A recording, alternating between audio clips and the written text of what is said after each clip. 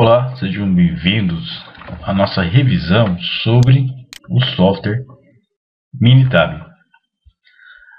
Na nossa aula anterior, nós vimos como trabalhar com teste de aderência e sua importância na simulação de Monte Carlo. Então, esta aula tem o objetivo de relembrá-los qual é o processo de cálculo do teste de aderência e análise de dados utilizando o software Minitab. Então, lembrando, nós vimos o teste aqui quadrado pelo Excel e relembrando o que é um teste de aderência. Aqui nós temos uma distribuição observada. O teste de aderência verificará qual será a melhor distribuição de probabilidade para prever o comportamento desses dados observados. É claro que pode haver alguns conjuntos de dados que nenhuma distribuição de probabilidade poderá prever tais comportamentos. Avançando, nós trabalhamos com o teste de hipótese. Sempre que o que teste for inferior ao que crítico aceita H0, sendo H0 que a distribuição estimada pode ser utilizada para representar o conjunto de dados observados. E trabalhamos com um conjunto de dados retirado do livro Swift, Medina 2010, com a amostra n igual a 200. Vamos aqui para o Excel. Então nós temos essa população, essa amostra. Vamos selecionar todo o conjunto de dados, ok? E vamos colar no Minitab.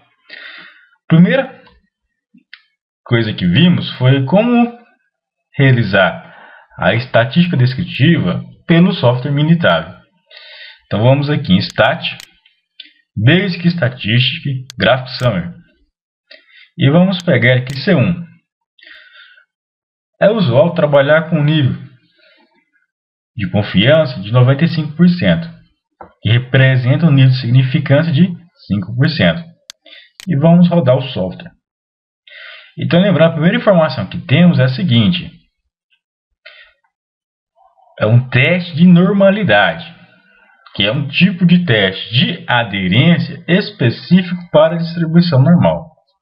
Então, sempre que o p-value for maior do que 5%, aceita H0. Nesse caso, o p-value vale 5,10 e, portanto, aceitamos a hipótese nula, ou seja, a distribuição normal pode ser utilizada para representar o comportamento desses dados. Tá ok? Depois temos média, desvio padrão, variância, assimetria, curtose, o tamanho da amostra, o valor mínimo, primeiro quartil, mediano, terceiro quartil, valores máximos, nível de confiança para a média, para a mediana e para o desvio padrão. Então aqui no Graphic Summary nós temos todas essas informações. Próximo passo, se nós clicarmos aqui em corrente, vamos voltar à matriz principal, okay? Por esse botão aqui, por meio desse botão. A segunda etapa era, como nós temos aqui 8 vetores, C1 até C8, nós queremos transformar tudo isso num único vetor. Então vamos aqui em C10 e vamos escrever a amostra 1. Depois, em data, stack, columns, ok? Pegaremos todos os conjuntos de dados, marcar aqui, ó, columns of current worksheet, e vamos escrever aqui, colar a amostra 1, que vai vir aqui de C10. Ok, já fizemos isso. Agora geraremos novamente o Graphic Summary para verificar se esse conjunto de dados possui ou não outliers. Mas o que vem a ser outliers? Outliers são são valores que estão muito distantes dos dados observados. Ok? Vamos aqui em Static, Base Statistic, Graphic Summary, amostra 1. Vocês podem perceber que o gráfico ficou muito estranho, esse histograma. E nós temos aqui vários pontos, mas tem um ponto aqui bem específico que ficou muito afastado. Tá, ok? E olhando para o desvio padrão, está um desvio padrão muito elevado. Então vamos aqui em Editor, Brush, e vamos selecionar. Então aqui fala o seguinte, ó, na linha 99 há um outlier. Mas qual é esse outlier? Voltamos aqui novamente em Editor, Set, adicionar variáveis, e vamos colocar aqui amostra 1, incluindo o número da linha. Ok, nós sabemos que na linha 99, o número 728 é um outlier. Façamos o seguinte, vamos clicar aqui novamente e voltar na matriz principal. Vamos aqui na linha 99, que terá um asterisco aqui, isso aqui, e deletaremos o número 728.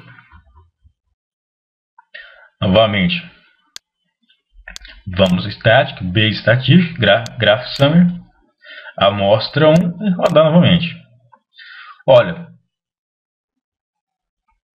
podemos perceber que o conjunto de dados ficou mais interessante, mas ainda há outliers.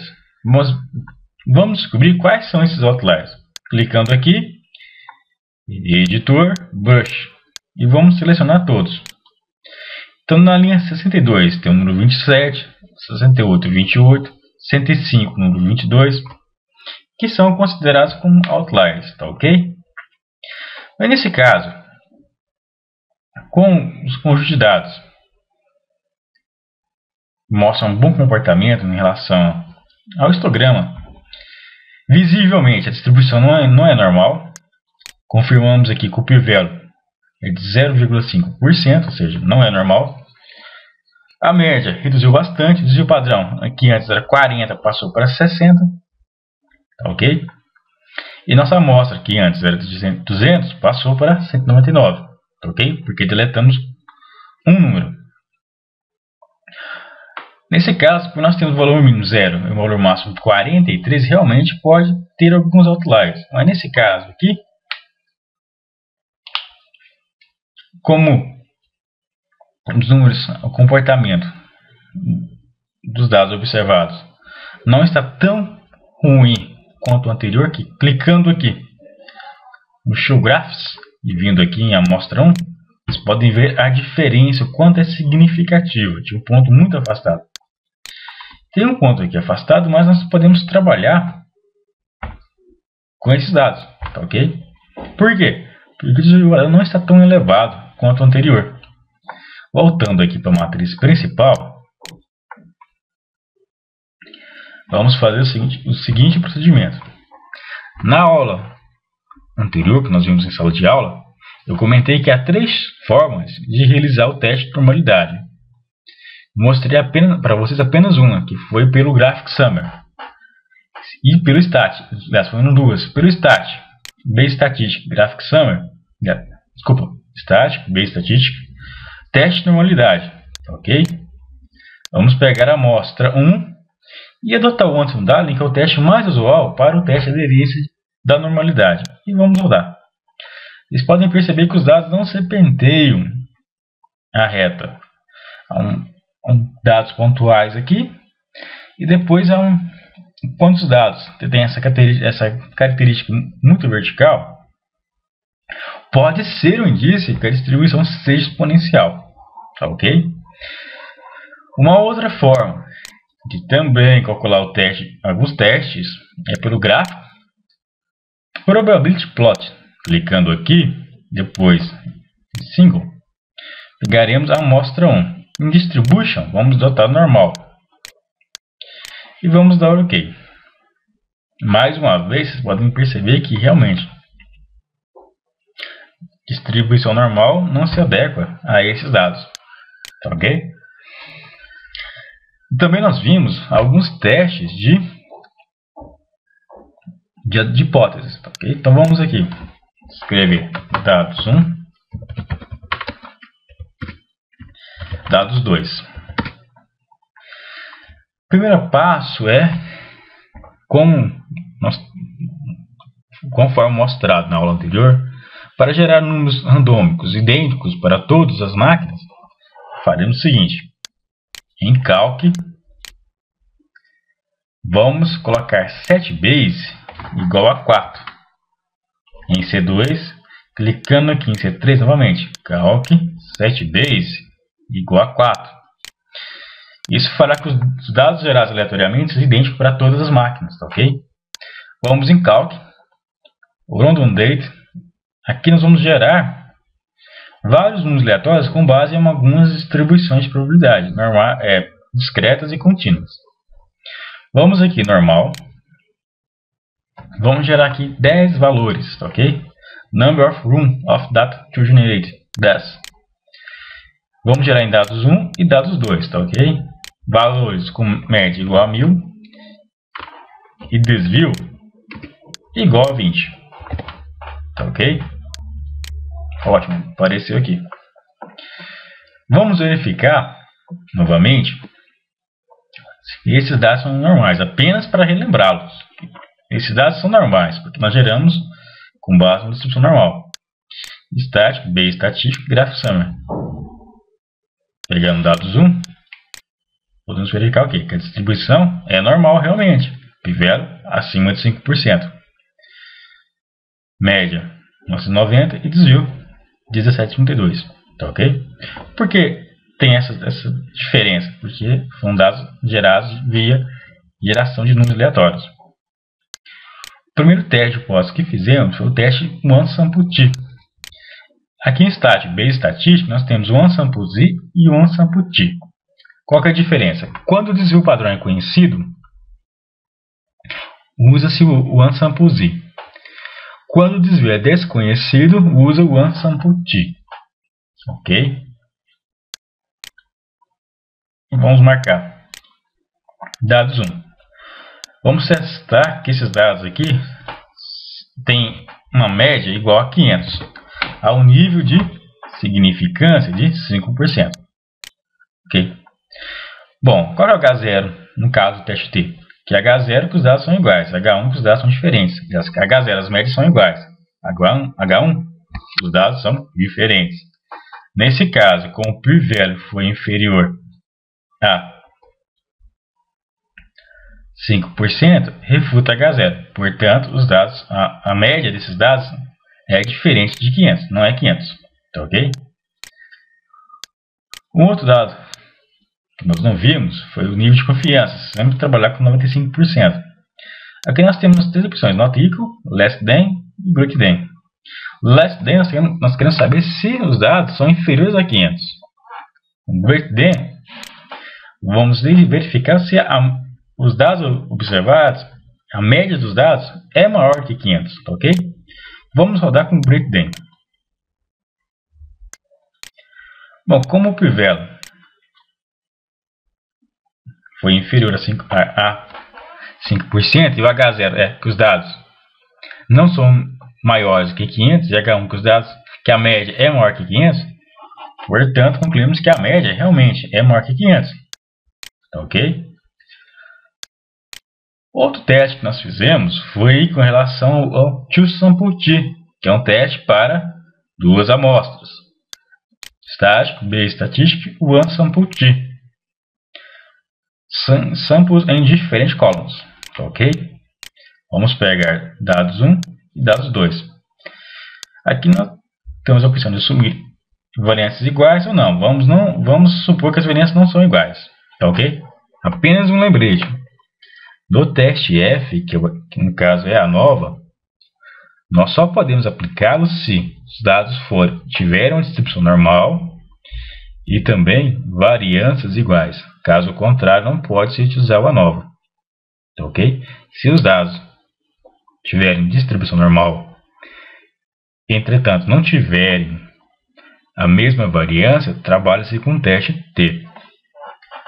Vamos rodar. Então, H0, os dados são iguais.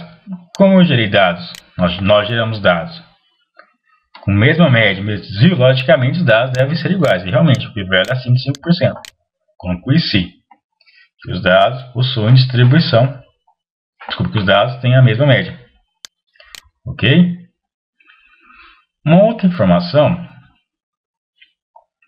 nós não vimos ainda, é com relação a gráficos, tá, ok? O Minitab tem um vasto leque de gráficos diferentes. Em Probability Plot, nós podemos testar várias distribuições. Pegando aqui dados 2, vamos testar se esses dados poderiam ser, de repente, exponenciais, tá, ok? E vamos rodar. Olha, esses dados não são exponenciais. Vocês podem ver que o p-value foi menor do que 5%. Ou seja, a distribuição exponencial não pode ser utilizada para prever o comportamento dos dados que estão em dados 2. Voltando aqui, vamos testar uma nova distribuição. Vamos verificar se pode ser gama. Olha, pode utilizar a distribuição gama. Porém, o p-value é de 0,25. Qual que é a regra? Adota-se a distribuição que tiver o maior p-value. Vamos ver agora normal.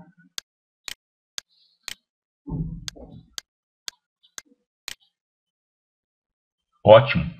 Com a gama, o p-value era de 0,25. Com a normal, o p-value passou para 72,8%. Vamos testar uma outra distribuição.